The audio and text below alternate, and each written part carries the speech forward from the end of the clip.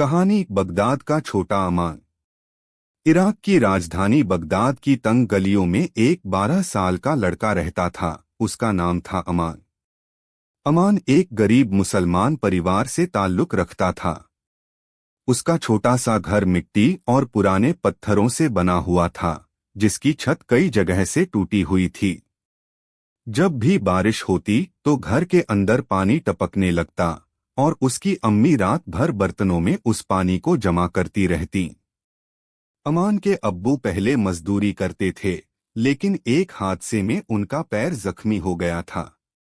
अब वह ज्यादा चल नहीं सकते थे। घर की जिम्मेदारी धीरे धीरे अमान के नन्हे कंधों पर आ गई थी। वह हर रोज सुबह फजर की नमाज पढ़कर उठता और अल्लाह से दुआ करता, या अल्लाह आज का दिन आसान बना दे और मेरे घर में बरकत दे। फिर वह अपने पुराने और फटे हुए कपड़े पहनकर शहर की सड़कों पर निकल जाता। बगदाद का मशहूर बाजार सुबह सुबह लोगों से भरने लगता था। अमान वहीं जाकर लोगों के जूते साफ करता, किसी का सामान उठाता तो किसी की दुकान के सामने झाड़ू लगा देता। कभी कभी उसे दिन भर की मेहनत के बदले सिर्फ 50 दीनार मिलते और कभी 100 दीनार, लेकिन वह हमेशा शुक्र अदा करता। अल्हम्दुलिल्लाह, आज भी कुछ तो मिला। एक दिन जब वह बाजार में काम कर रहा था, उसने देखा कि कुछ बच्चे साफ सुथरे कपड़ों में स्कूल जा रहे हैं। उनके कंधों पर बैग थे और उनके चेहरों पर मुस्कान। अमान की आंखें भर आईं। उसका भी दिल करता था कि वह स्कूल जाए, पढ़े लिखे और एक बड़ा इंसान बने। उसने आसमान की तरफ देखा और धीरे से कहा, या रब, क्या मैं कभी पढ़ पाऊंगा? उस दिन काम खत्म करके वह घर लौटा तो उसकी अम्मी बहुत परेशान थीं। घर में खाने को कुछ भी नहीं था। अब्बू खामोश बैठे थे।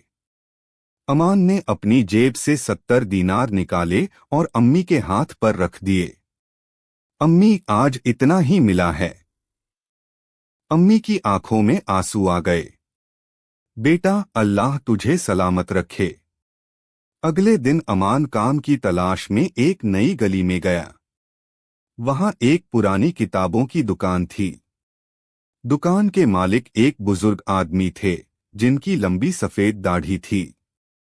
उन्होंने अमान को देखा और पूछा, बेटा, क्या काम करोगे? अमान ने झिझकते हुए कहा, जो आप कहें मैं सब कर लूंगा। बुजुर्ग ने उसे दुकान साफ करने को कहा। अमान ने बड़ी लगन से पूरा काम किया। बुजुर्ग उसकी मेहनत देखकर खुश हुए और बोले, अगर तुम रोज आकर मेरी दुकान साफ करोगे तो मैं तुम्हें कुछ पैसे दूंगा और साथ में पढ़ना भी सिखाऊंगा। अमान की आंखें चमक उठीं। सच में? हाँ बेटा, लेकिन मेहनत करनी होगी। उस दिन से अमान की जिंदगी बदलने लगी। वह सुबह काम करता और शाम को दुकान के मालिक से पढ़ाई करता।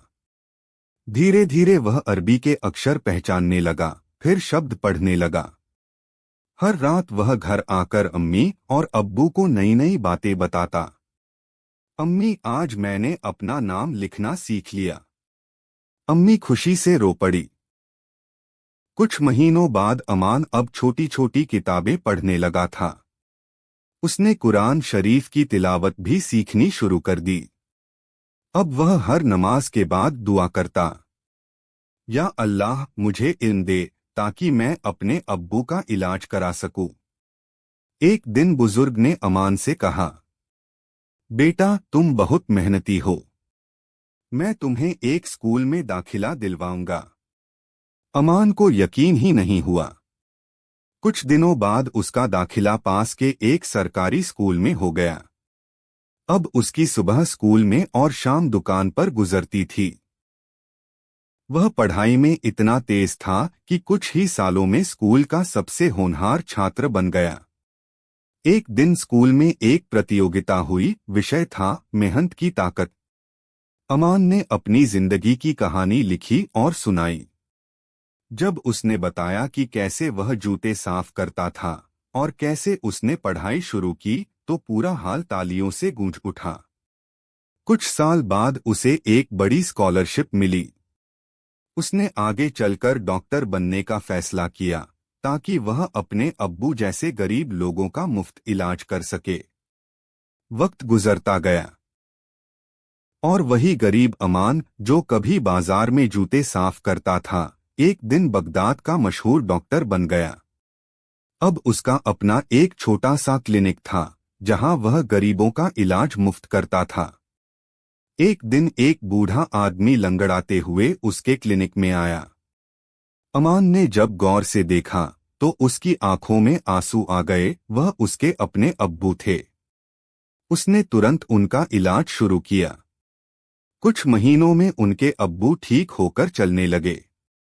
उस दिन अमान ने सजदे में गिरकर कहा, या अल्लाह, तूने एक गरीब बच्चे की दुआ कबूल कर ली। अब अमान हर बच्चे से कहता था, गरीबी कभी भी तुम्हारे सपनों को नहीं रोक सकती अगर तुम्हारे साथ अल्लाह हो और तुम मेहनत करो। सीख है, अगर इंसान सच्चे दिल से मेहनत करे, सब्र रखे और अल्लाह पर भरोसा करे तो कोई भी मुश्किल उसे कामयाब होने से नहीं रोक सकती।